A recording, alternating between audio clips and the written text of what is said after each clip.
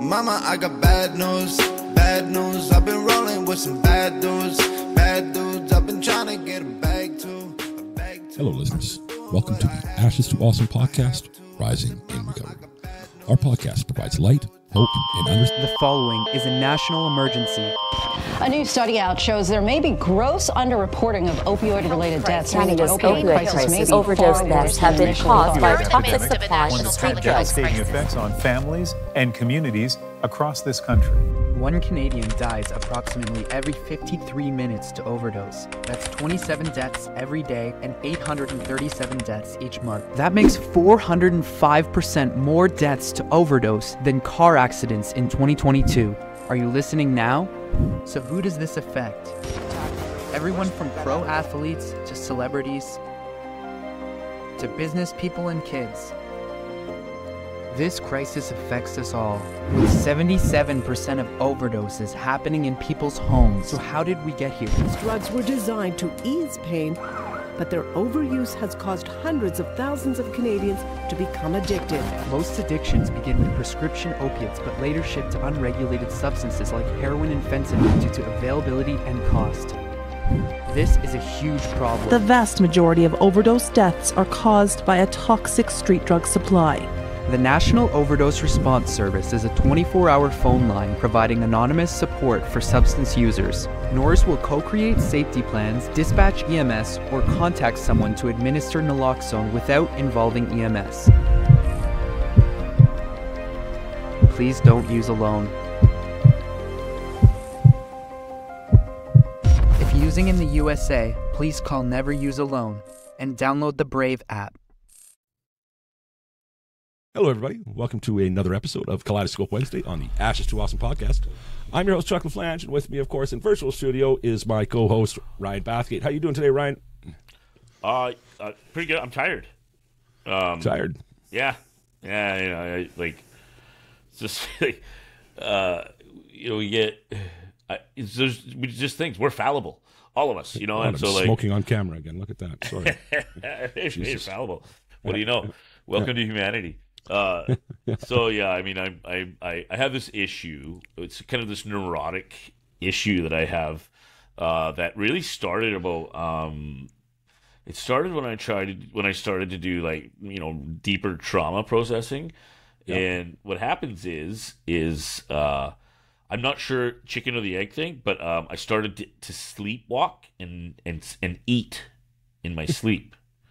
Okay. Yeah. So, I've always had sleep issues, like, as long as I can remember. Sleeping has not been a friend to me. And so, I take some meds, and so what I find is, like, I take my meds, and then I end up coming to sitting in my chair in the living room with frickin' Oreos in my face at 3:30 in the morning. You know what I mean? And I'm like, how did I get to 230 pounds? Well, right? Yeah, and then so it's like, and then it takes everything, and I'm talking like addictive urge, man. Like, I got this line in my living room to the kitchen that I cannot cross, or I'm gonna eat everything in there. You know what I mean? And so what I do is I stop taking sleep meds, and so, like, last night I didn't take any because I really want to put a stretch together, not night eating. And when I do that, like last time I did it 2 weeks of no night eating, I lost 28 pounds, just like that. Boom. Wow. Yeah, wow. Unbelievable. Yeah. And then consequently, I've back up to, I'm about 215, I think, right now. Now we're not looking for a summer bod again, and here we are, right? Yeah, so, going into winter. But, anyways, I get about 2 hours of sleep last night, but I didn't night eat. But I'm like, 5 in the morning, staring at the ceiling. I'm like, you know what? I might as well just go to the gym, and get on with it. So I don't know how sharp I'm going to be today, but I'll see what happens. And so I'll keep you updated on the struggle of night eating. And I think I'm not sure if it was like doing the trauma work that kept me up at night, because it really, it's a very impactful process to be witness to or to walk with someone through. And so it's just like the correlation of doing that work and then all of a sudden gaining a lot of weight. I don't think that's an accident. So I went from I started, I was about 165 pounds, and last summer I clocked in at 232 or something like that. You know, part of that is metabolism and all that shit. But struggle's real, man. The struggle is real. Yeah, it is. Yeah, it is. You know, it's funny. As soon as you start talking about trauma, like my body, my psychosomatic starts like instantly, right? And I know I'm about to go. Right. and it's all of a sudden me going to Thailand and getting to do the work becomes a very real thing, right? And you mentioned it last night when we were talking about, you know, hey, there's like some real work you're going to do when you're there, and it's oh man. And now I'm thinking about that and confronting all these things, and I'm like, holy crap, what things do I need to confront? And, you know, I'm just, like, my brain kind of went into overdrive last night about the whole thing, so, you know. Well, here's what I'll say to that. Yeah. You're confronting that every day as it is, just outside of awareness.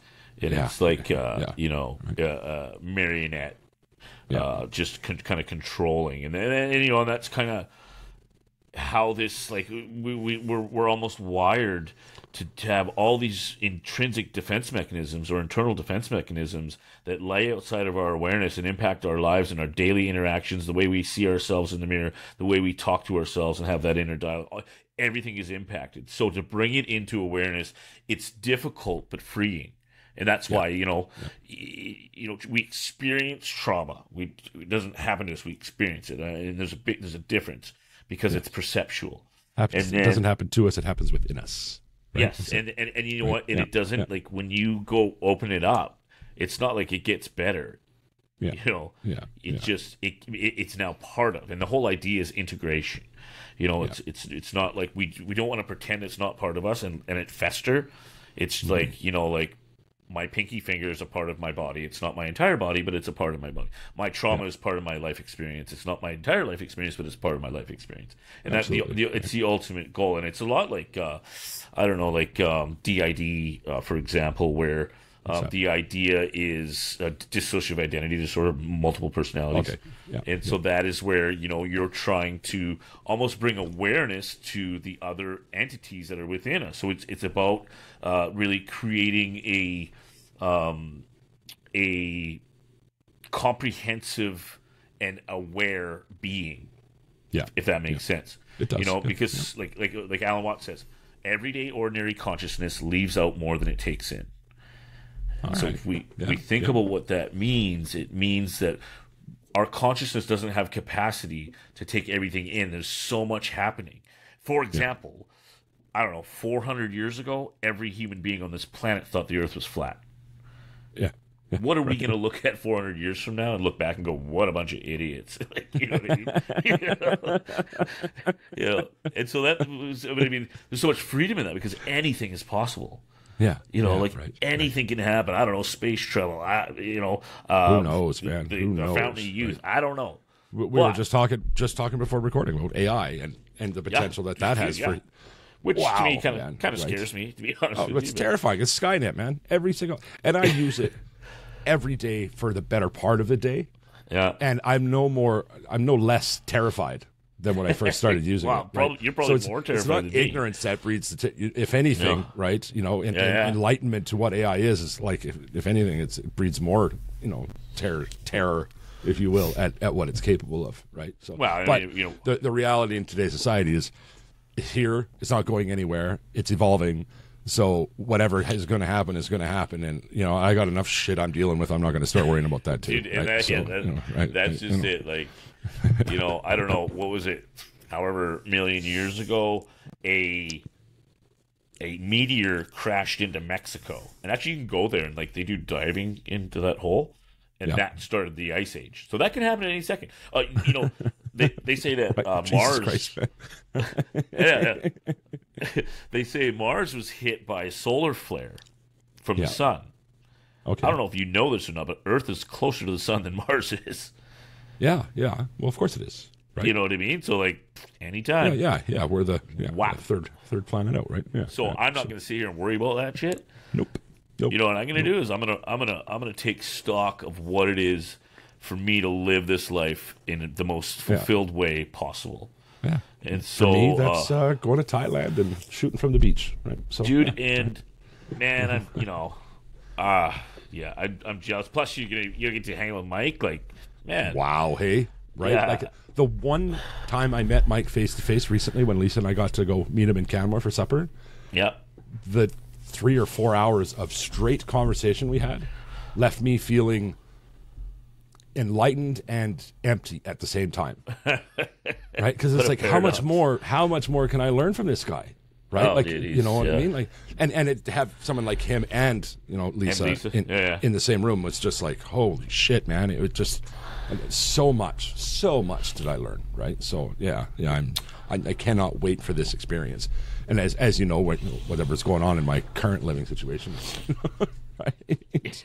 You know, I'll leave that one trauma-inducing unto itself. So, right, you know, and you know, and all of it, dude, it's like we get to a point in our life where we look back and see value in it. Yeah, you know what I mean? And you know, so as hard as everything is, like struggle, I'll say it time and time again. Struggle and tension has always been my greatest professor. Without a doubt. I've learned more from struggle than I have sitting in university classrooms. You know, every day, as they say. Every day. Right. Did I sound hip to the groove when I said that? Yeah. Did I? Yeah. You know, I actually really enjoyed. I gotta say, like I enjoyed last week's show a lot.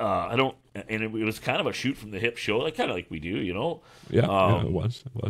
But you know, like I actually had never really put together the characteristics of stigma and shame being so correlated until we were going through it, and it was kind of like a whoa moment. And then what, you know, and then of course like humanness happens, right?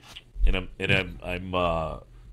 I'm sitting and I'm thinking about like, oh God, like, you know, I'm going to admit something that I don't want the world to hear, but we're going to do it. Yeah. I am awful at TikTok. From the guy that edits his stuff, you know, I can, you know, yeah. To talk about really like fucking bad at it. Yeah. And like, dude, and like, you know, and I have expectations, you know, like. Yeah. I always say, like, I know what I'm good at in this world, and I know what I'm not good at in this world, and sometimes it's really hard for me to admit that I'm not good at something, especially when it's in the realm of the stuff that I'm passionate about. Which is, you know, we've talked about it quite a bit. To me, it's funny because some of the best reels I produce come out of these episodes, Kaleidoscope Wednesdays, right? And some of the most profound things I've ever heard my whole life come from these episodes, and I could put them in a reel and go, shit, yeah, this was good. Yeah, but you this know, is, right? This is fish in water here.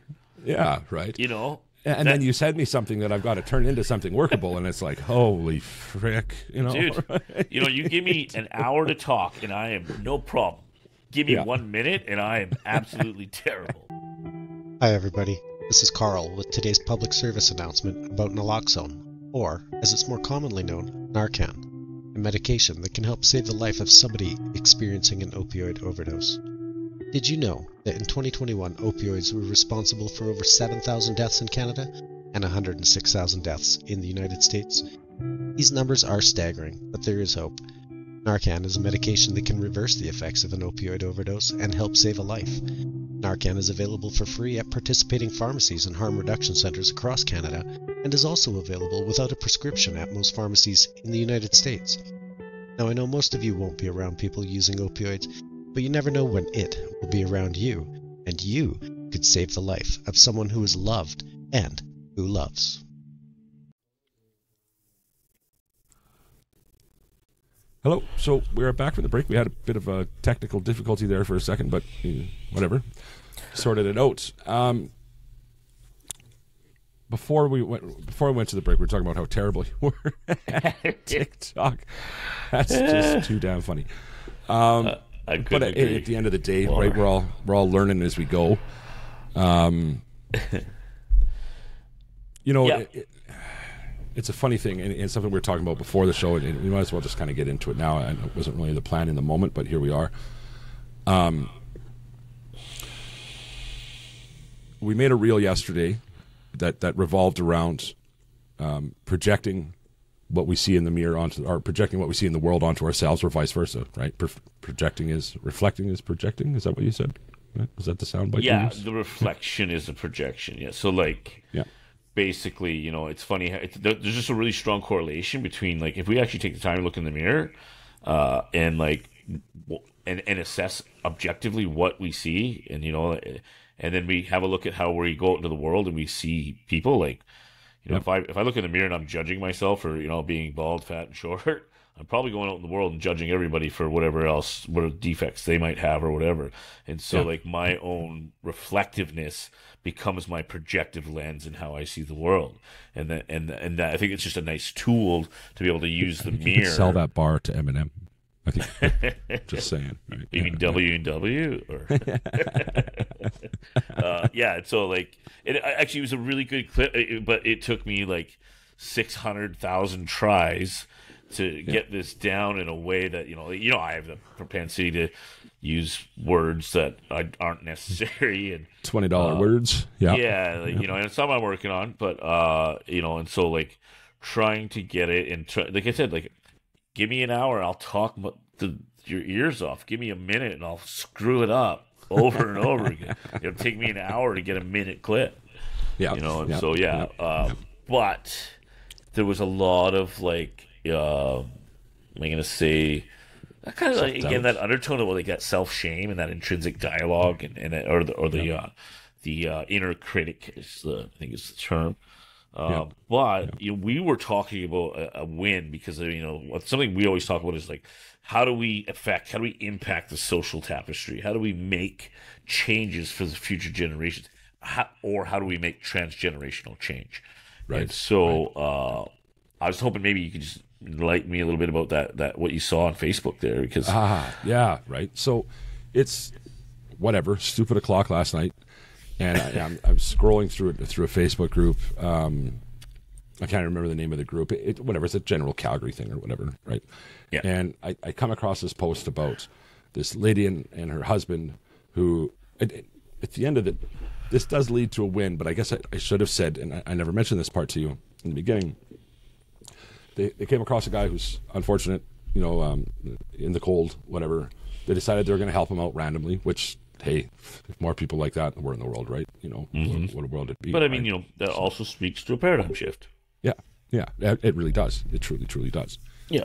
So these guys decide to help him out. They can't find a motel that will take him, regardless of the deposit they will put in, because they don't take homeless people.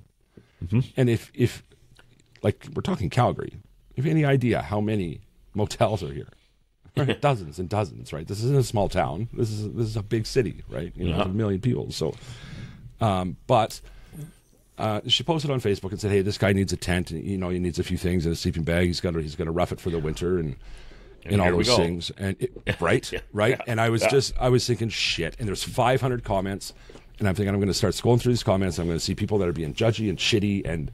Right, and I'm already going into battle mode because my own preconceived notions, right? You know, and I start scrolling through, and damned if I could find a single person that didn't come from an enlightened perspective.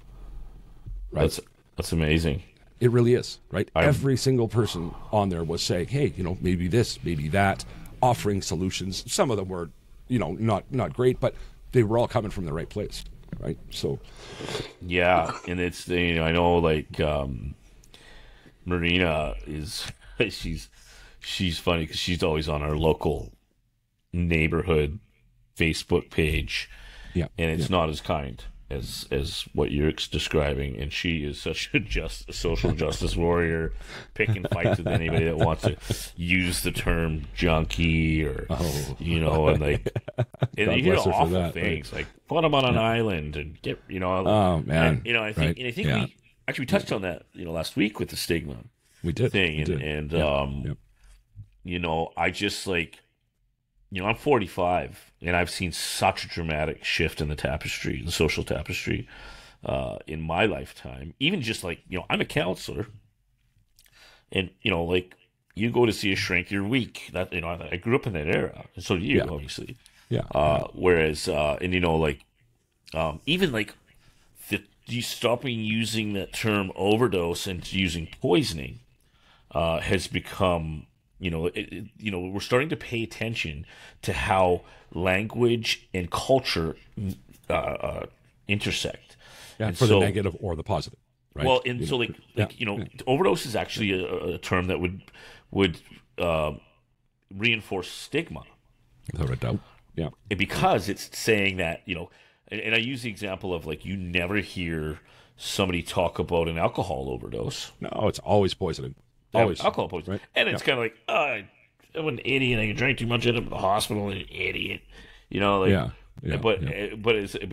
when you see the term overdose, is there's intention. It's a moral issue. It's a defectiveness. Whereas if you were to say I had a drug overdose or an alcohol overdose, people would be like, well, what are you talking about? You know what I mean? Right. And let's think about it. Alcohol is probably the most devastating drug that we have in society. Without a doubt, right? I mean, now I guess you could start running some comparisons with fentanyl and whatever, right? And the death rates. Yeah, I mean, it's a slower death for sure. But I mean, car accidents, spousal abuse and spousal fatalities, broken homes. I mean, paychecks gone to the bar. It's no different. And the other thing is alcohol. Seeking a path to heal from trauma? Discover Yatra Center in Phuket, Thailand. Yatra specializes in EMDR, eye movement desensitization and reprocessing, a groundbreaking therapy transforming lives globally. Why choose Yatra? Nestled in the tranquility of Phuket, Thailand, Yatra offers both online outpatient services and immersive residential programs. Their expert therapists ensure that traumatic memories are processed, becoming less intense and more manageable. Research-backed and globally recognized, Yatra's EMDR approach doesn't just ease the pain, it targets the very core, facilitating deep healing. Whether you're at home or at their serene center, Yatra paves your way from trauma to tranquility. Don't let the past overshadow your present. Choose Yatra. Transform pain into strength and step into a brighter future. Visit yatracenter.com and embark on your healing journey.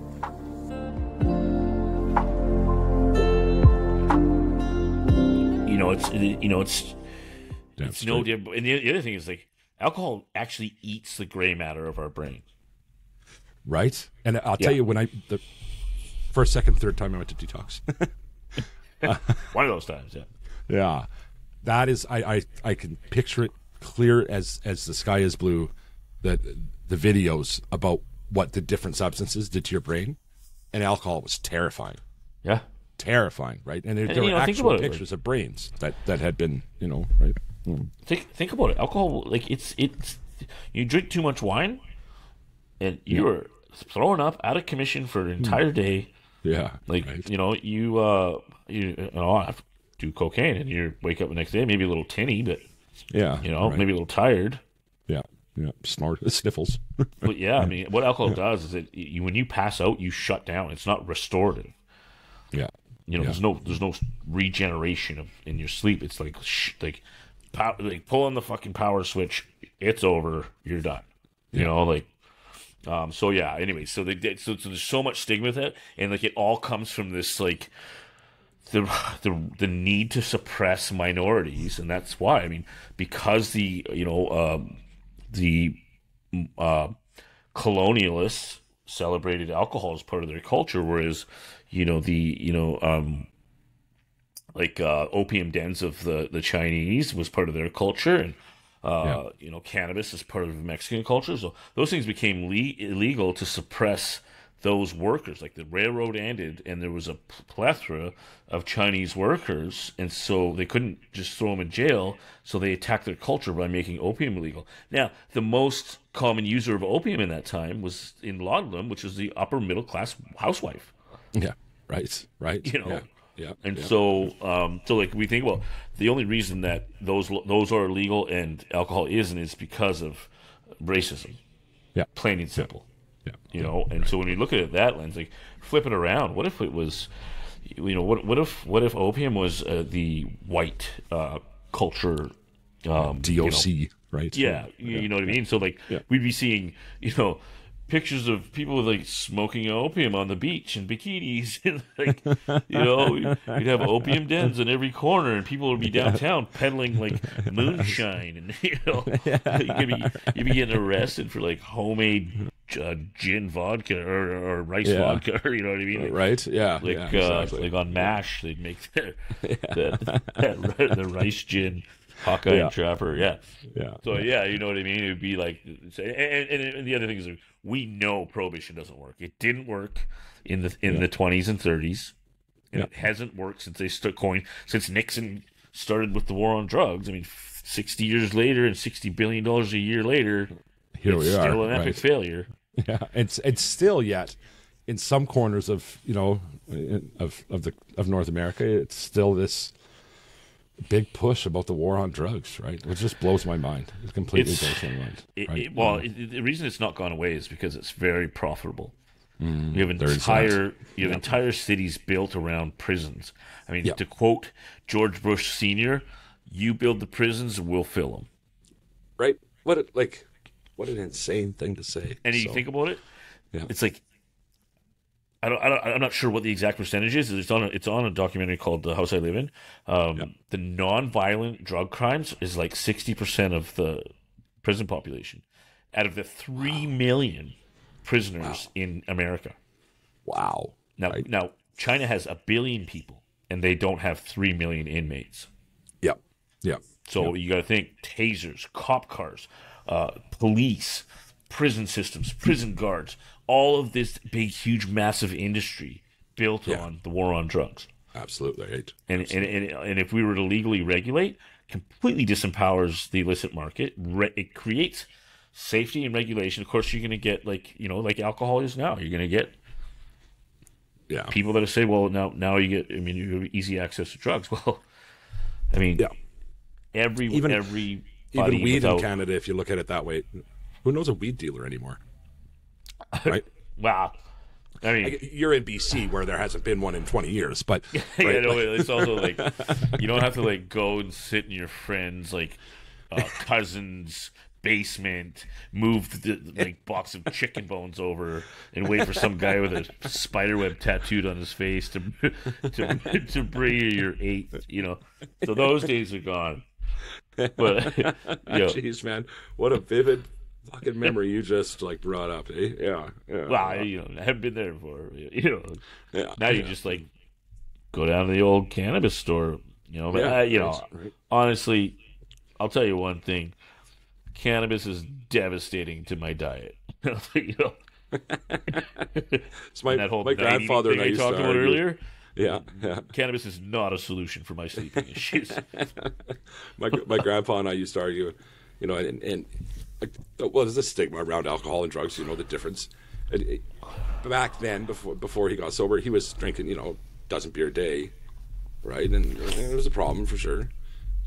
Nobody looked at it as a problem because it was only beer. But and he went to work and paid his bills, so no problem. Right. But he's a wonderful man, and I don't mean to ever say anything ill of him. He's passed a long time ago. But we would argue, I remember when I was like 17, 18 years old, and I'd say, Grandpa, nobody ever went home and beat the shit out of their wife because they smoked a joint. Maybe the fridge, right? The fridge, that took an ass kicking just about every time, the right? The Dorito bag took a real... right? So that was my kind of classic argument with him, as I would sit there and get drunk with him, right? So whatever. But I mean, it's... Hey guys, I hate to interrupt, but I wouldn't be doing my job if I didn't tell you to check out the swag shop on our website. That's www.a2apodcast.com/swag. Got all sorts of new hoodies, t-shirts, tank tops, anything you can think of really good. And if we don't have what you're looking for, just drop me a line. Customization is absolutely free. And you can DM me on any of the social medias or email me at asheswasserpodcast@gmail.com. Check it out. We love to see people wearing our swag, and it helps get the message out. Thanks, guys. Now back to the show. So true. It's like reefer madness and like that whole push in the 1930s and 40s about making marijuana illegal, and then like the 60s coming along, and like it was just all about trying to maintain a nuclear family, trying to maintain that buzz cut picket fence era where America was great, and they were. Post-war, they were. FDR and the New Deal, like that was all very innovative solution to social issues like the Depression. And how did they get out of the Depression? War. Right. Death. Death is an industry.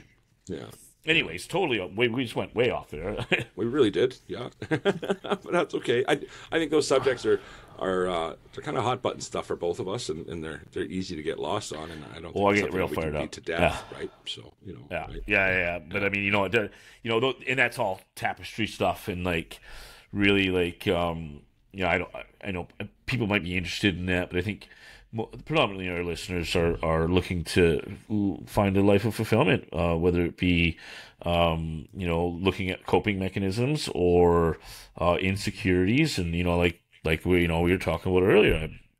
I have as many insecurities as anybody under the sun, and the worst part is I know better, So like, well, I got no. How many excuses. mechanics' cars got a tick and a headlight that's not working, right? So I get you. Yeah. I remember like Marina saying to me like, we don't communicate well. I'm like, we tell them I'm a fucking counselor. I'm like, oh yeah, it's because I get home. As it turns out, yeah. So. But like, having said that, like, humility is just such a gift, man. Like, and I don't always have the awareness, but I always tell people, like, do as I say, not as I do. When ego shows up, the question is, what am I protecting? Ego is a shield. Anger is a shield. Let's talk about ego. Let's talk about ego and story you told me. And I know we were a little trepidatious as to whether or not we were going to talk about it. But, well, I'm not going to talk directly to it. No. But, what happened there? What's, Okay, so, a good friend of ours offered some really good advice to me. And I took it as, he said something to the effect of, like, hey, like, watching your clips, TikTok, suck at it. This is part of my realization. Yeah. It's like a lot of big words, and and the energy's kind of low. And I took that as, you suck at everything. You're a horrible person. And like, reflective, being protective, maybe there. Yeah, and like because like I go and I play baseball and I suck, and that's the way it is. And I play hockey and I suck, and that's the way. And I've come to terms with that a long time ago. I still put the work in. I still like to do it. It's fun. It's fine. But when we get into the realm of philosophy, and we get into the realm of like, therapy or things like that, things that I typically excel at, I have an expectation. So I overestimated myself and underestimated the difficulty of how hard it is to get a 1-minute clip with impact. And so and this friend of ours it gotten pretty good at it, in my opinion. Absolutely, yes. Yeah. And so I said that, I can mention, like, hey man, it's really good. So he comes along and I'm just like, fuck you, like, like, who do you think you are? Who do you think you're talking to? And now that's it. Anytime you come at somebody with unsolicited advice, it's a roll of the dice, right? So I mean, there has to be some ownership on the other side of that too. I agree, but I don't think it was completely unsolicited, because I had a conversation. It was like, wow, you're really good at that. I'm trying to do this. Fair enough. You know what I mean? But that was not in my mind. No. No, it was like, certainly not when you told me about it. That's for sure. Yeah.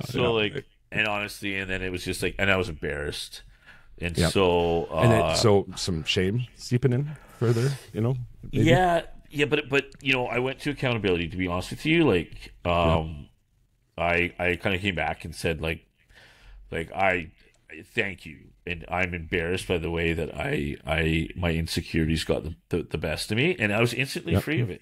And then we had this really cool conversation about, like, the work we're doing, and like having respect for one another, and an admiration for because we're not.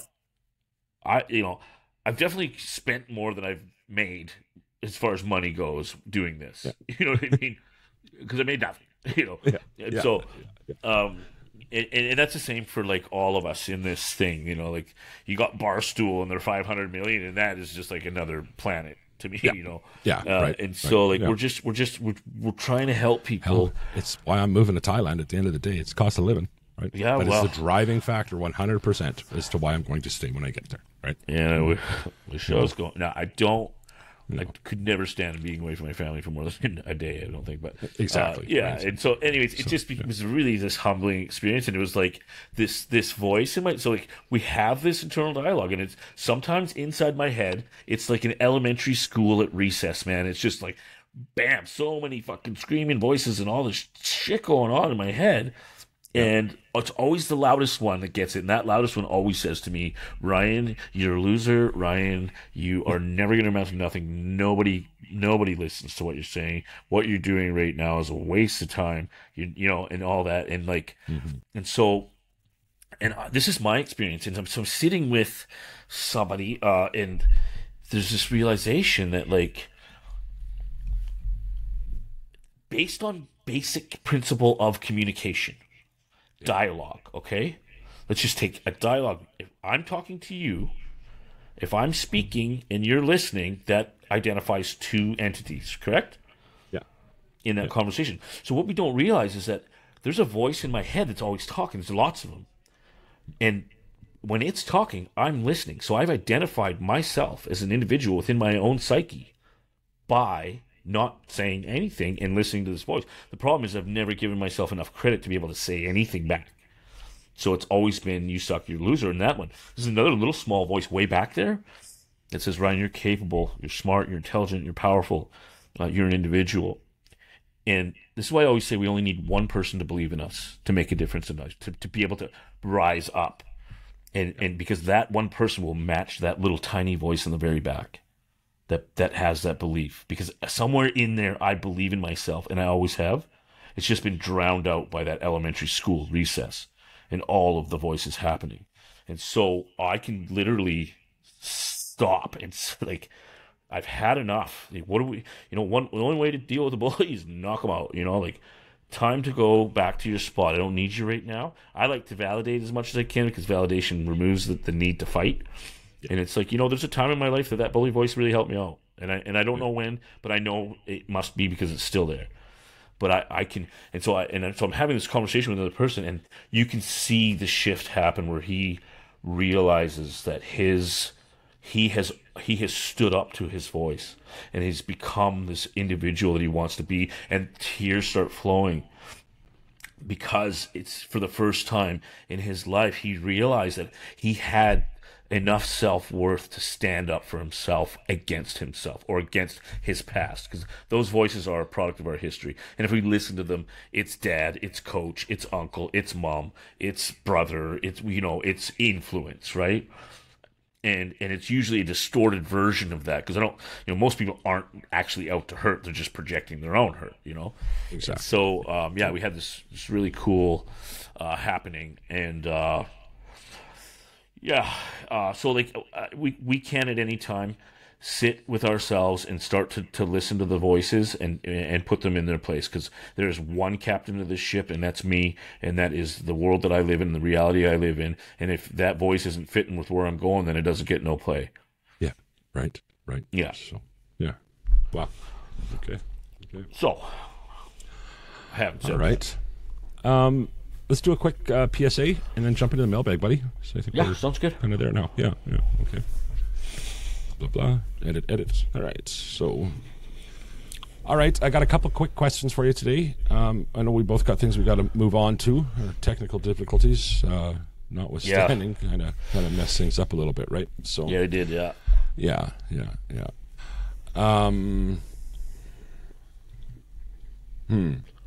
I do have a list here, so I got to pick. Okay. Mariah from Peterborough, Ontario. Thank you, Mariah, for this one. You mentioned the importance of making internal shifts. What is the most common barrier you find people face when trying to make these shifts? Well, that's fitting, isn't it? It is. That's why I picked it. The most common barrier is the programming of our history, and us not taking the time to realize that we haven't identified or defined something within our life giving us choice and access to freedom or existential freedom and liberation.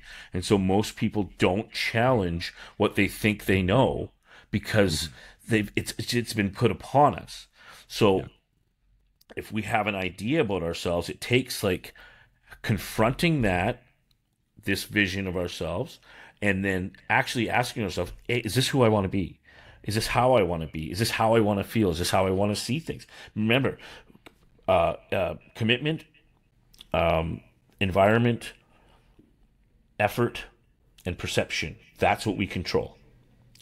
And so when I look at perception, the biggest barriers people don't understand typically, or we're not taught, that we have the ability to shift our lens at any given time to whatever we want. And I always talk about that lens of beauty because it's a really good place to start, a really good way to practice. Yeah, it is. And so when I put on the lens of beauty, my entire being, I have a psychosomatic adjustment. When I look at the world through the lens of beauty, when I look at the world through the lens of defect, or I look through the lens of insecurity, which is a very common set point for me, as I just portrayed in my story about our friend, then all I see is insecurity. So my insecurities, I take that lens and I put it out to the world, and I see everyone else's, and then it's really easy for me to dehumanize and attack. Mm-hmm. But when I see the lens of beauty, I see hurt being a beautiful process. I see pain being the yang of love, and how beautiful that can be, and they work together. Yeah. You know, and I you know, like, I can even look at death in a different way, that I'm not afraid. Yeah. You know, which is another something that I'd like to get into one of these days. Yeah, right. So, yeah. Fantastic answer indeed. How about one from Chicago? Sure. Yeah, why not, eh? Tim in Chicago says, your bio mentions fostering positive transformation. Can you share a particularly transformative experience you facilitated for a client? Well, I just did.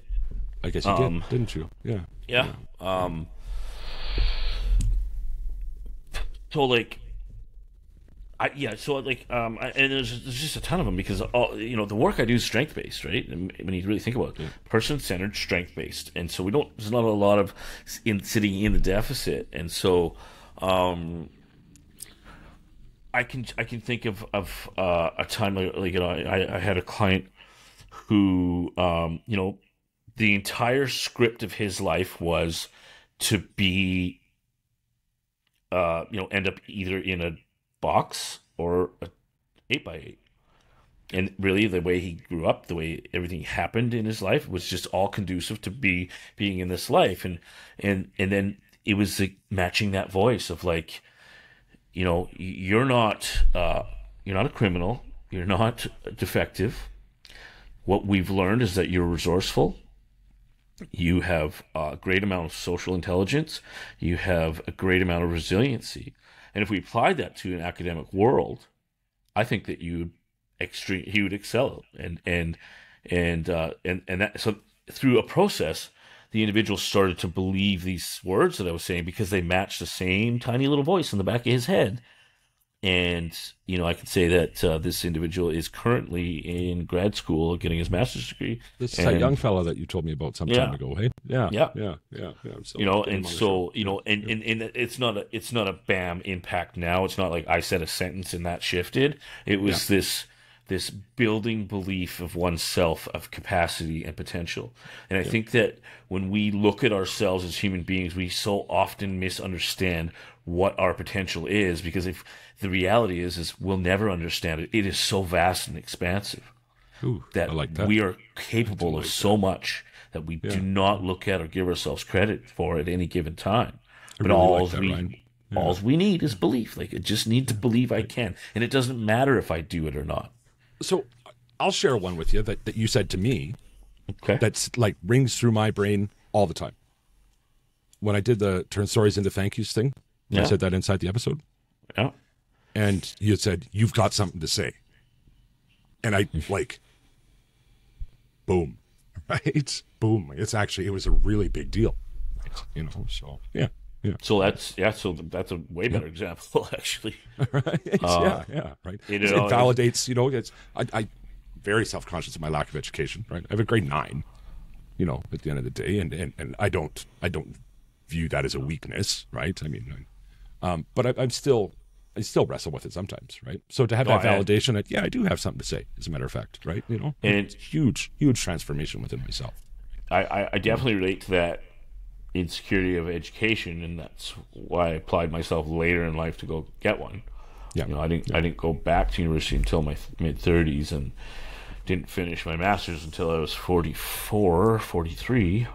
Yeah. And so, like, I understand that, but it took me 15 years. I mean, for me, I'll be really transparent here.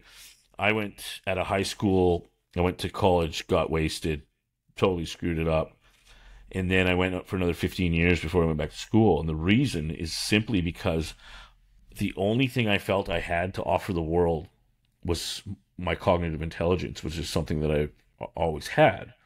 And I figured that if I went to school and failed like I did the last time, then I wouldn't even have that. And then I'd be completely empty and useless. And it took me a long time to finally get the courage to face that. A long 15 years. Like, yeah. And there's something we can certainly delve into. I know you're on a particularly tight timeline, so why don't we get into my favorite part of the show, and that's the Daily Gratitudes. Today's Daily Gratitudes are brought to you by Revolution Recovery, helping men recover and become their best selves through support and treatment. They've been there, and they understand. What you got for us today? Always, my beautiful family. Yeah. Good night's sleep, like today, and I am grateful for when technology works and comes together. That certainly made a interesting thing here, right? So yeah. We got crafty though. Yeah. My gratitudes. The more I think about Mike Miller at Yatra, the more I am completely like in awe at the opportunity that he's offered me here. So, and of course my family for everything. My very good friend Lena, who it might be a month before she gets to this episode, but she has like every day, right? She helps me in some way, right? Mm-hmm. And yesterday took me down to the passport office, sat there with me for 2 hours, kind of people watching and waiting for our turn and whatever. And, she's just done so much for me, So I'm very appreciative. And of course for you, my friend. So anyway, and the final gratitude always goes out to the listeners, watchers, and supporters. You guys are amazing. You're absolutely amazing. Please keep doing the things you're doing. Specifically, come to the website, leave a comment. I really do appreciate that. There's also a link to my GoFundMe, as I still do need some more cash, for the trip to Thailand, and I'm on a very tight timeline. So if you could check that out, I'd be much appreciative. Anytime you do any one of these things, you're getting me a little bit closer to living my best life. My best life would be to make a humble living, spreading the message. The message is this. If you're in active addiction right now, today could be the day. Today could be the day that you start that lifelong journey. Reach out to a friend, reach out to a family member, call into detox, go to a meeting, do whatever the hell it is you got to do, because it is so much better than the alternative. And if you are the loved one of somebody who's suffering an addiction right now, look, I still get emotional every time. You just took the time to listen to our conversation. If you could just take one more minute out of your day, text that person, let them know they're loved. Use the words. You are loved. That little glimmer of hope just might be the thing that brings them back. Oh, I'm also thankful for 1 year of sobriety 4 days from now. Ooh. Yeah. All right. That's it.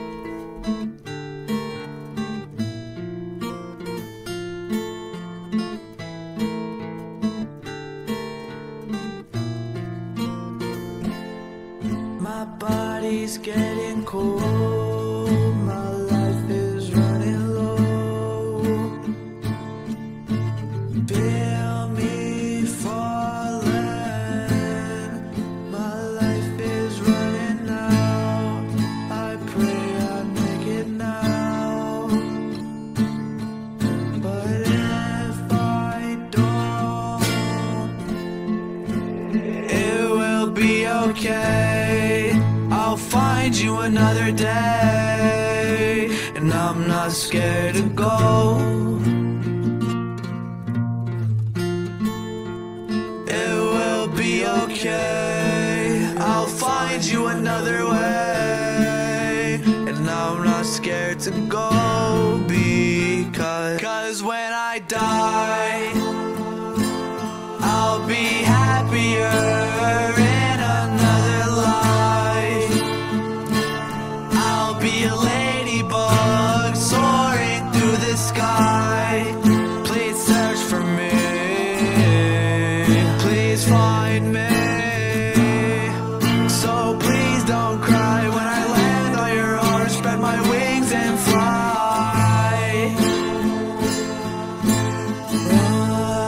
so please don't cry.